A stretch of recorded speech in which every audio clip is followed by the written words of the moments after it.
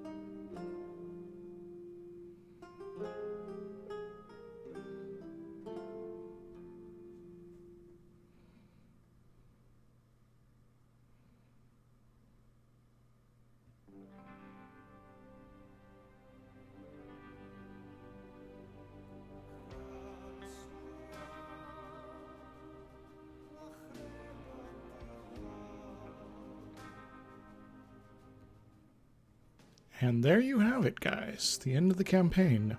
Oh, you might notice I haven't, offed the rest of these countries here. That's for a very good reason.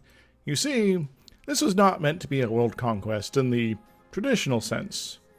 All the same, there's only one great power. Ming! And hopefully the game doesn't crash on me here. And the game did actually crash when I opened up the great powers menu here. But there's only one great power in the world, really. And I am pretty powerful all the same.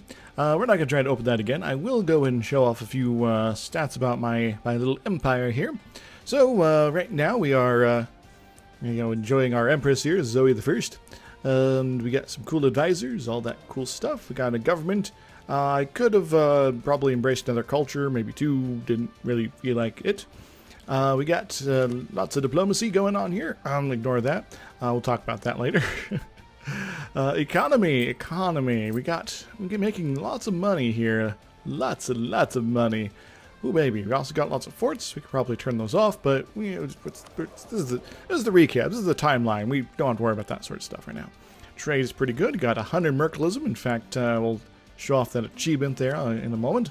Tech is pretty cool. A little behind in Diplo, but there's reasons for that. Ideas. Filled out all my idea groups. I took a trade just as a lark at the end, just to see how much money I could make. Missions. You might notice that there's no canals here. Yeah, because we went ahead and built them all. Because there's the Suez, there's the Kiel, and here is the Panama Canal. Yes. So all our oceans and seas are connected properly. Cool. We could still embrace the anti-Christian edicts, but we're not going to do that today. Could still repair the Great Wall because we've never had a leader with a military skill of 5. All campaign. Just never had one. That's kind of hilarious when you think about it. Got some unrest, but it's mainly, these guys, because we just took them over. But the rest of these guys are going to be able to handle their stuff as need be. Never had any disasters here. Kind guess we could try to force a revolution or something like that. Move our capital over to the New World, but yeah, whatever. Religion, we are presently partially through harmonizing with Shinto, and that would give us number 8 as far as our harmonizations go. And we've never converted a single province. Yes. We got lots of tolerances. We got lots of good stuff going on. Military is pretty huge. 759 units. 747 boats of various sorts. Cool. And subjects. Holy crap. So many subjects. So many lovely tributaries. And colonial nations and whatever. Estates are good. All of that. But yeah. Look at that. We got 81 tributaries, and it was higher before. I forget where we topped out. It was like in the 110s. There was some casualties along the way. Yeah, and we also got lots of colonial nations, all that cool stuff.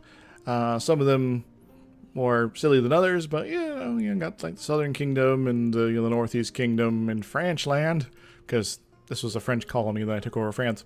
Anyway, we got a lot of stuff, and also the tributaries. We got all the tributaries. Basically, you're either Ming or you're a subject of Ming. That's the entire world.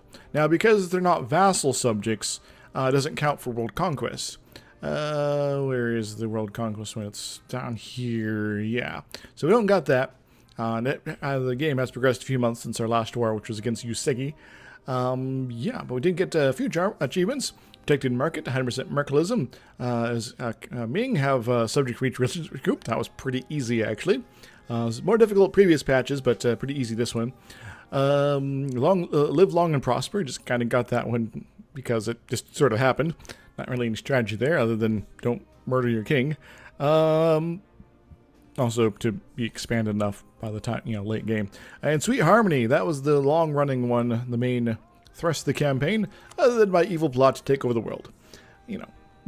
Anyway, I'd say that early campaign, this was pretty fun. Later campaign got really boring, to be honest. At least for me playing. I have no idea how people watching it really sort of thought about it. But it was sort of like, yeah, okay, now we're going to take over another entire country, or half a country, or whatever. I guess notable things that happened was when I beat the Ottomans up enough, Ethiopia and Persia kind of swept in, and then they were sort of going back and forth for a while. Oitahaya, they betrayed me, so I destroyed them forever. I almost did the same with Poseidon, but I was like, I'll just retributize them and just call it good, otherwise I'll have to wait another 6-8 years maybe for the next war. Yeah, it'd be 83, so it'd be 7 years off. Anything else? There's a number of countries that have colors suspiciously similar to Ming's here. I mean, look at Finland. It's almost the exact shade of tan. Then there's Galicia over here, which is just a little bit lighter. Morocco's pretty close, but I can definitely tell the difference. Catalonia is also pretty close. Then there's Congo. It's like, which one is Ming? Which one's Congo? If we were next door each other, it'd be a little more contrasting, but with Kalendui in between, little bit of confusion. Yeah, as far as my subjects go, which is basically everyone, we can look at our development here. The next largest one is Korea, who's been my tributary since the very beginning, and the next up is Mali, because they've been slowly eating their way over Western Africa here. They are allied with a bunch of folks, so they can beat up on Yao and Tunis and not have to worry too much about it. Though they appear to be kind of losing this war at this point, but yeah, they'll probably pull it back. Get Tunis out of this, and then Yao is just going to be crushed, assuming they're intelligent like that. Sunda is up next. They ate a bunch of Brunei. Genoa after that, and then New Bing, of course. Ava, which has been sort of nibbling its way into the Tibetan spots here. They were like just down here at one point, I think. But there was various people controlling Tibet here that's kind of gone back and forth a bit. And that's pretty cool.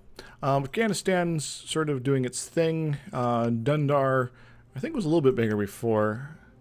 Apparently lost some territory.